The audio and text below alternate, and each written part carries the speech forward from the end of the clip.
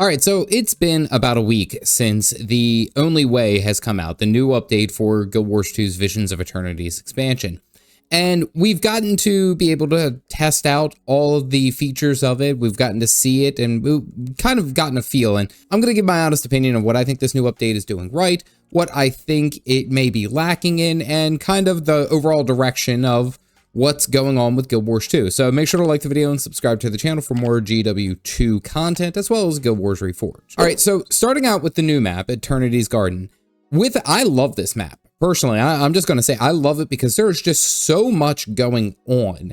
It's such a dense map. They fit so many different things in it. We're talking, you know, different events, different achievements, little explorable areas, like little nooks and crannies. Have you found the Otter place? Like, it really is diverse in all of its different offerings. I mean, you got the Seer technology, you have the Seer ruins, you have all the inquests running around, then you have like the wild part of nature down towards the bottom.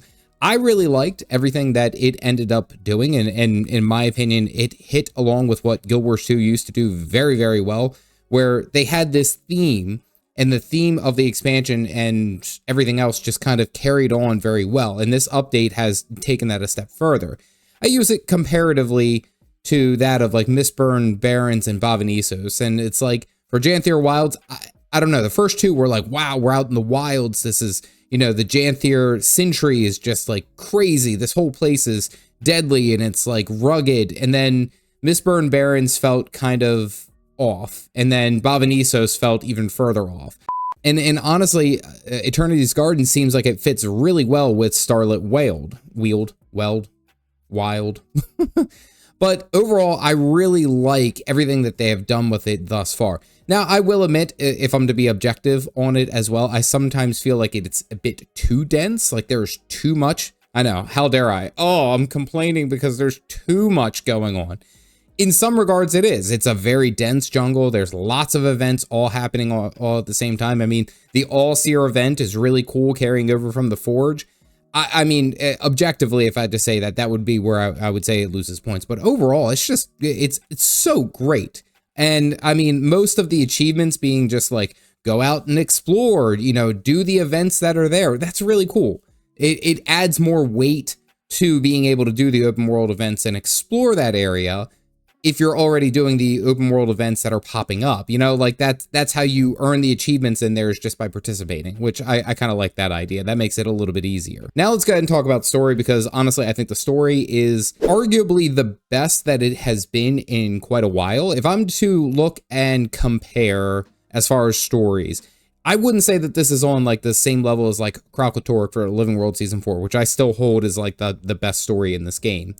And I wouldn't say that it's that big. However, I will say it is a very intriguing story. It is a very interesting story, and solely because, in my mind, Vlox. All throughout the core, we'll say, game and anywhere else that we've run into the Inquest, it has all been okay. They have always almost kind of been like kind of the comical bad Azura. With Vlox, it actually feels that he's a real threat. But the best part is that he's a villain that you kind of understand. He's such a morally gray villain because you're like, I kind of understand what your purpose are and what your thoughts are, but I don't always necessarily agree with the method that you're choosing to do, which is sometimes a very difficult balance to strike. And over the expansion thus far, and then even with this story, we've seen Vlox like grow. His relationship has grown, of course, with the commander. It is really, really intriguing. It draws me in, and I'm very excited to see where the story goes. I want to see the end. And I think one of the best parts that it does about this, and especially as you are developing your story and going through the game, is that it's like almost there's an air of mystery. Like I'm holding my breath for some kind of sharp twist or sharp turn.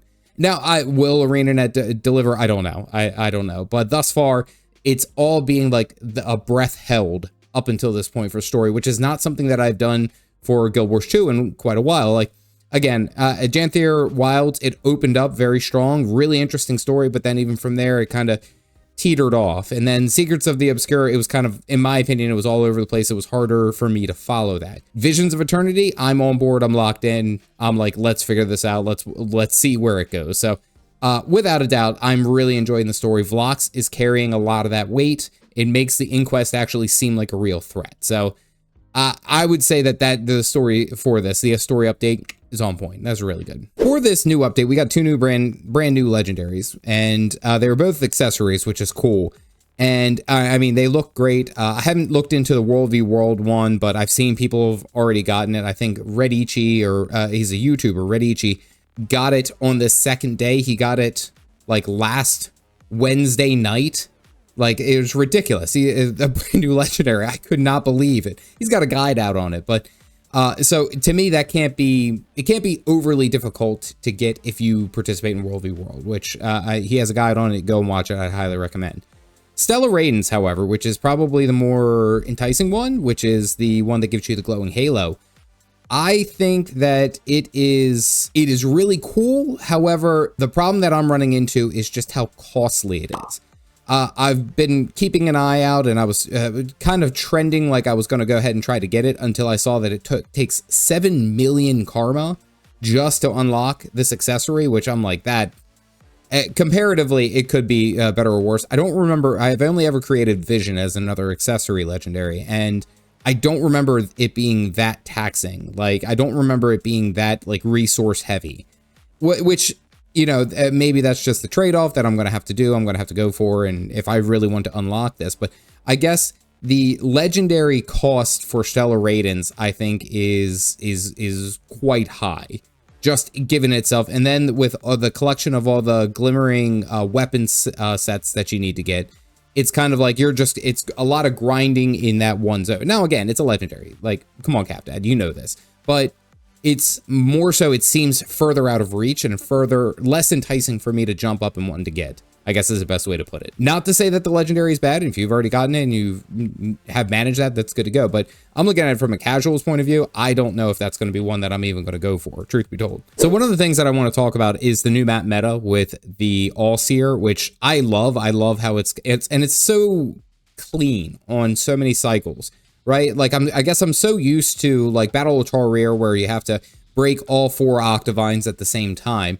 Here in the All-Seer, you just have to finish them off. You just have to finish off their like little phylactery type things, and that's GG. It doesn't have to be done all together in that sense, the same sense of coordination, which is nice, right? Like, of course, we want people to be coordinated, but it makes it more engaging and more fun to go through, to be able to just jump in and, okay, hey, you know, I participated. I broke, you know, I killed one of the little seers, and, you know, or the avatar, I should say, and then broke the phylactery and then called it. My favorite thing about this, though, is, and I haven't seen it drop yet. I think someone got it on I saw someone get it on the first day, is the Raptor mount, the Swift Wing. I believe it's Swift Wing Raptor mount. I love that they're opening up the idea, the thoughts of having mounts just drop as like a rare drop from specific events, because like, I guess I'm kind of used to that from World of Warcraft, and there's a whole community in WoW that's all they do is mount hunt. And there's also a community in Final Fantasy XIV that all they do is mount hunt. And I like that idea, because it's kind of like, it makes it more exciting when you're going and doing these open world events, that there's a chance that something cool will drop, more than just getting some loot and getting some gear and stuff like that. Like, it makes it more enticing, right? Because of horizontal progression, we have a tangible, it's not like I got a brand new piece of gear that's making me 10x stronger. No, but now I have something that I could kind of flex and be like, yep, a bit of excitement and personality. Maybe I look at it in that sense, excitement and personality. It's like, oh, check me out. Look how lucky I was. It's kind of like flexing if you had Ashes of Alar back in the original Burning Crusade, because it was such a rare amount and that was such a hard raid to get to. Like, it was cool. So if I'm going to have to rate this, I would say that this is probably about like a solid 8. If I would give it a solid 8 out of 10, pretty good. It hit a lot of marks, especially for one of their seasonal updates. I would say that this is probably their best quarterly update that they've ever done. And again, it kind of took 2 years of expansions through Secrets of the Obscure, Janthir Wilds to get to this point. But I will say that it has hit its mark, and it kind of makes me more excited for what they have in the future coming next. So And again, this is all just kind of like future talk in that sense. I like what they've done with this because of the amount of dedication that they put into this map, put into the story, put into just the feel of where we are. It makes it a lot more fun and a lot more engaging for those factors. I mean, arguably, as I mentioned, the density of the map is a bit big, and the legendary accessory could be a little bit out of reach if I'm looking at it from a casual point of view, but overall, I think it really does hit a lot of good marks, and it's something that has me hopeful for where the rest of the Visions of Eternity expansion will go, but even, you know, the game as a broad even further. So overall, they hit their mark, and I'm actually very excited to play it. I think that they've done very, very good, and I'm really enjoying myself. But if you have any kind of similar thoughts, counter thoughts, tell me in the comment section down below. If you guys are interested, you can kind of see my thoughts overall on quarterly updates by clicking this video here. As always, stay caffeinated, folks.